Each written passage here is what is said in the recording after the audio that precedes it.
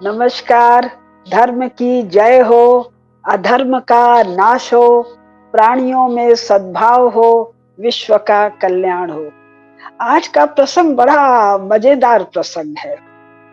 मुझे 20-22 साल के 2-4 बच्चों और 2-4 और भी गंभीर लोगों का फोन आया कि अभी जो सर्प के अवशेष मिले हैं, जिसको ये फॉसिल कहते हैं, गुजरात में कच्छ के पास या कहाँ, कोई 50 फीट जिसकी लंबाई का अनुमान है और जिसके वजन का अनुमान 1000 किलो है, और जो आईआईटी रुड़की के वैज्ञानिक बता रहे हैं कि 43 मिलियन ईयर, यानी 43 मतलब 430 लाख साल पुराना। तो कई प्रकार के प्रश्न आ रहे हैं। एक है कि जी सांप तो ऐसी कोई चर्चा जापान की भी है, चीन की भी है, ड्रैगन की भी है, तो ये मामला क्या है? इसका नाम वासुकी रख दिया, तो क्या ये सचमुच वासुकी का अवशेष है? और अपने यहाँ भी तो सर्पों का वर्णन है और भगवान शंकर से जुड़ा हुआ है। सुन सुन कर मुझे आनंद भी हुआ और हंसी भी आई। दुख मुझे कोई खास नहीं होता है। ये जो महाभारत का पढ़ना बंद करवाया, ये सब उसका परिणाम है। अगर महाभारत का अध्ययन कर रहे होते तो जानते ये वासुकी नहीं भाई, वासुकी के घर अंडे से निकला हुआ कोई नन्हा शिशु रहा होगा भाई। 50 फीट का वासुकी से क्या लेना देना? वासुकी तो नागराज हैं। तो आइए मैं आप लोगों को पहले महाभारत से थोड़ी सुनाती हूँ और उसके बाद और आगे बात करती हूँ।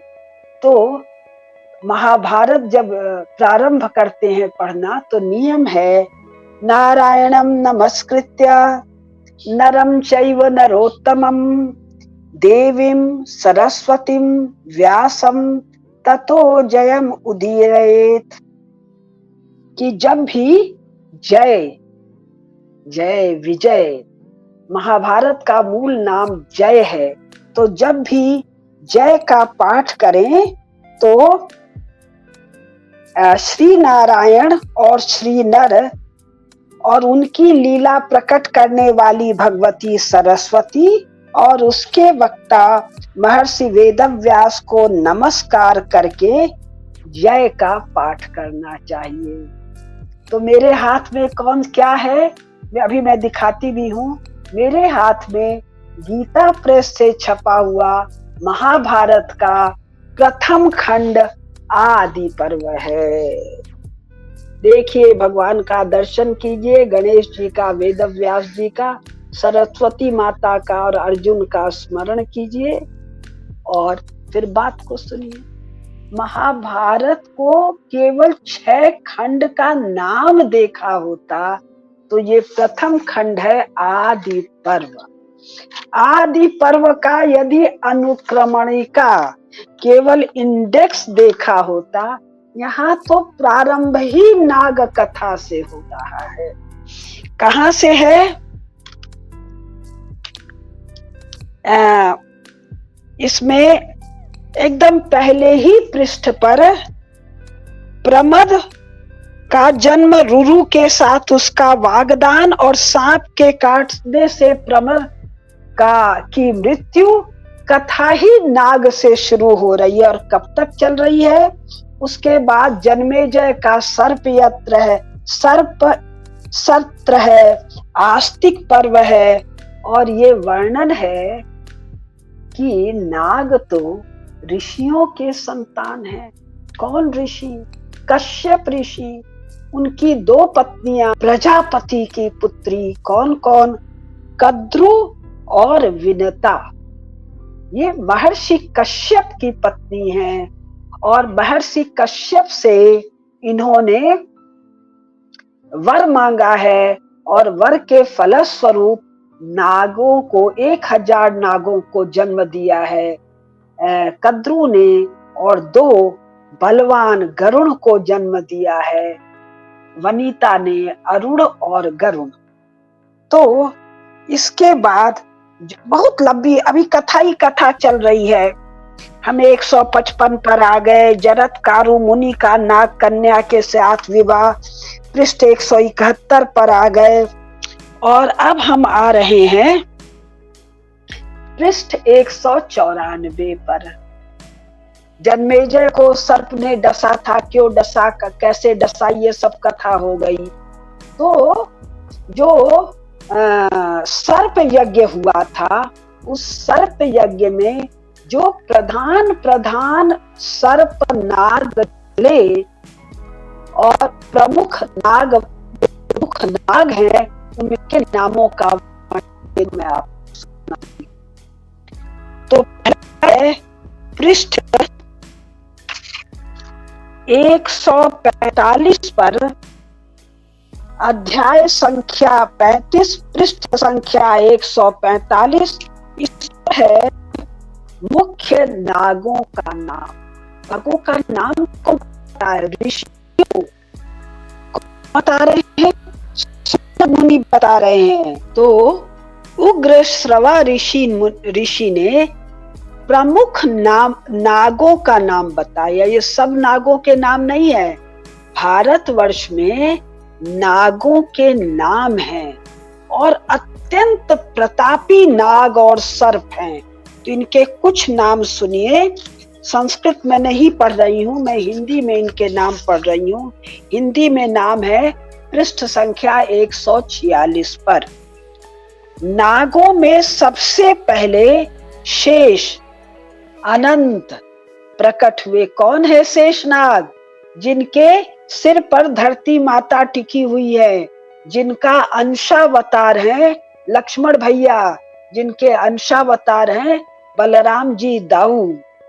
तो नागों में सबसे पहले शेष प्रकट हुए, तदंतर वासुकी, ऐरावत, तक्षक, करकोटक, धनंजय, कालिय, मणिनाग, आपूरण, पिंजरक, ऐलापत्र, वामन, नील, अनील, कलमाश, शबल, आर्यक, उग्रक, कलश पोतक, सुमनाख्य, दधिमुख, विमल पिंडक, आप्त, करकोटक द्वितीय। हम लोग तो सोचते थे जेम्स प्रथम द्वितीय तृतीय, जॉर्ज प्रथम द्वितीय होते हैं। हमारे यहाँ नाग लोग भी करकोटक प्रथम करकोटक द्वितीय आ गए। शंख, वालिशिख, निष्ठानक, हेमगुह, नहुस, नहुस भी सर्प हैं, पिंगल, बाह्यकर्ण, हस्तिपद, मुदगर, पिंडक, कंबल। स्वाभाविक है ये जो नाम हैं ये उनके लक्षणों के आधार पर हैं।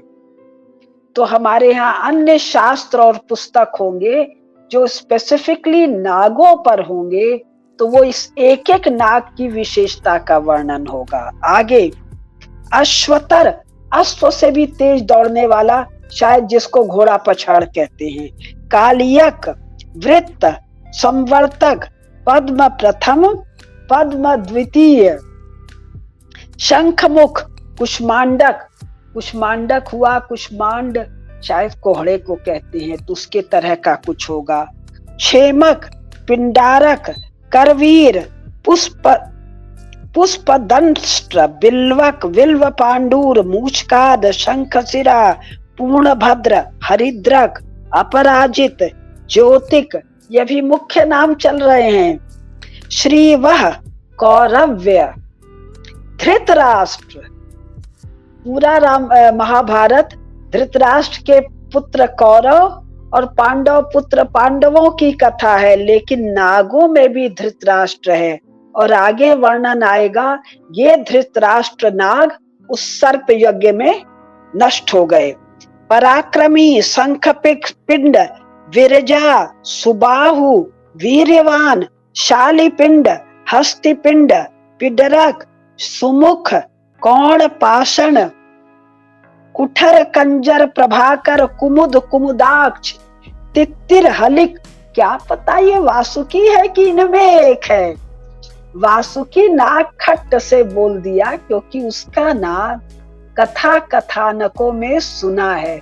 महाभारत पढ़े होते तो खोजते, महाभारत के बाद नागों पर जो पुस्तक है, शास्त्र है, वो पढ़े होते तो खोजते ये जो मिला है जिसके जीवाश्म, इसके लक्षण किस नाग से मिल रहे हैं। आगे, महानाग करदम बहुमूलक करकर अकरकर कुंडोदर और महोदर, ये नाग। फिर ये कह रहे हैं ये मुख्य मुख्य नाग यहाँ बताए गए हैं। सर्पों की संख्या अधिक होने से उनके नाम भी बहुत हैं, ये तो थोड़े से हैं।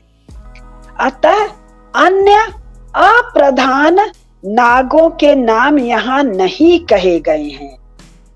हे तपोधन, जिनको कथा सुना रहे हैं उग्रश्रवा ऋषि, इन नागों की संतान तथा उन संतानों की संतति भी असंख्य है। ऐसा समझकर उनके नाम मैं नहीं कहता। अब इसमें शेषनाग जी की कथा है, जिनको अनंत नाग कहा गया है, जिस पर भगवान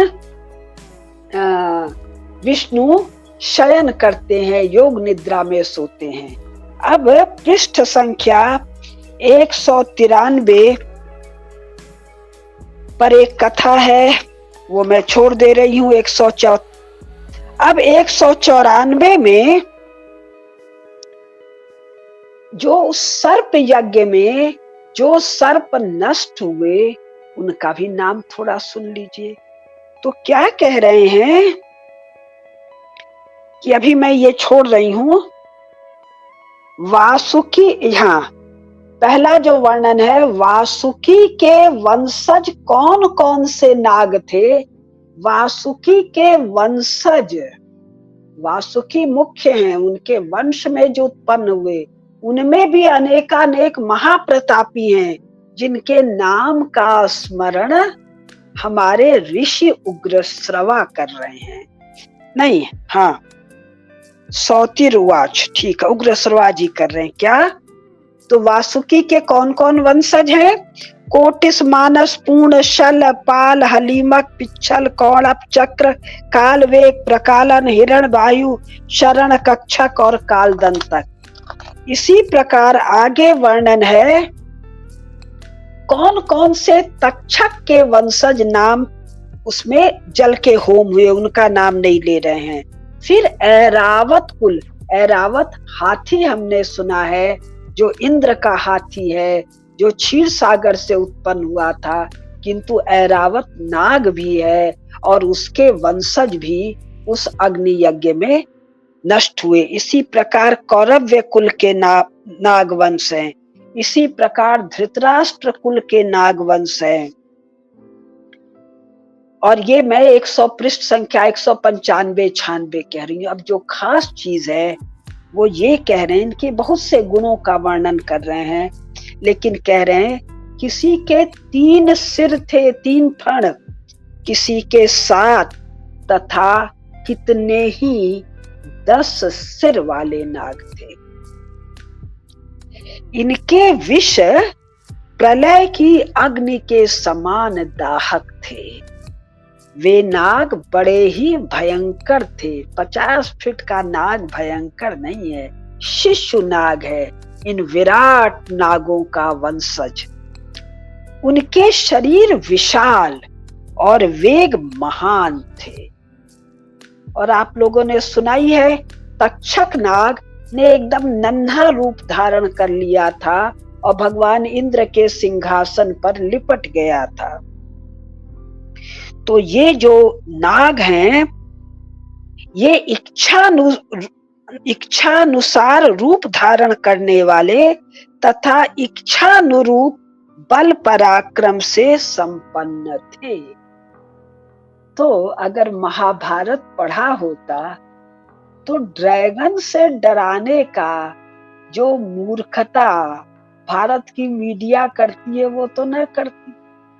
वो ड्रैगन को देखती ड्रैगन के पांव हैं, सर्प और नाग के पांव नहीं होते, छिपकली और गिरगिट के पांव होते हैं।